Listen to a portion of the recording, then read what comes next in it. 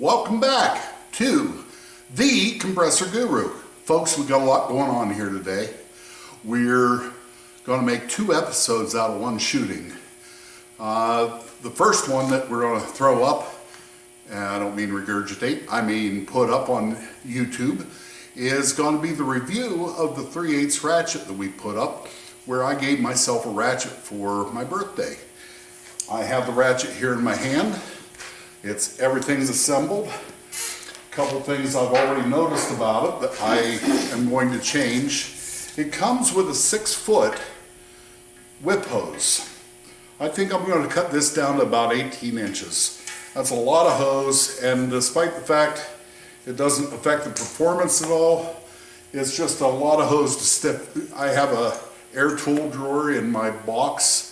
It's too much hose to stick in there because this is permanently on. The quick coupler's on the end of the whip hose, way back there. And so it comes with 6 foot, but I'm going to cut it down and move the end to about 18 inches. That'll make it nicer. It is very easily controlled. And here's one thing I'm not real crazy about, but it actually keeps you from accidentally doing something. So when the pressure is on this, the regulator is much harder to turn. Now it is slotted for a number 2 straight screwdriver, and you can turn it up or you can turn it back down. Just for,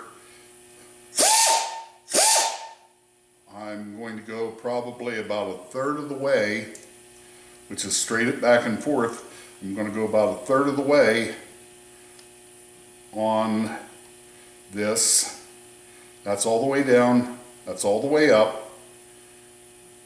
And I'm going to put it straight up and down. That's not running so fast.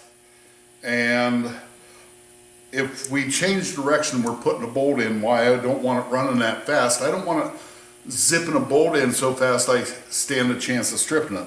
Now I talked to a heavy truck mechanic that bought one of these, and he had already used it for putting a flywheel on a truck engine, a diesel engine, and he liked it turned up, and it tightened up and didn't over torque the bolts. He went back and retorqued the bolts with a torque wrench, and he liked it. This is a 45-pound torque, and we're going to use it here on the next project.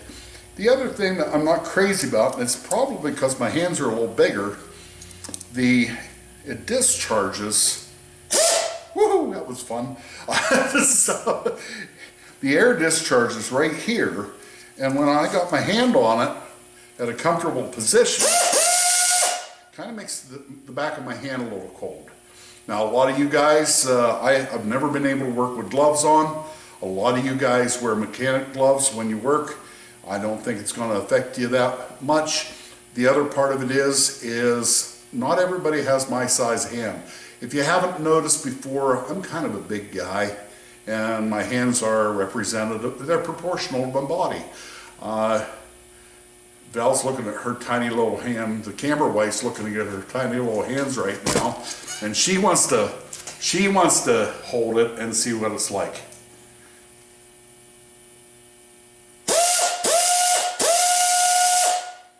No air on my hands. Okay, so a tiny person won't get their hands cold. And actually, if I move up just a little bit, if I choke up a little bit, it's not bad. But if I grab it back there where my index finger's right, yeah, I feel the cold air coming out right there. We're about to use it for a while, and this is going to be part of a different episode, but I don't know how I'm going to cut this all together. That being said, we're going to tear this machine down.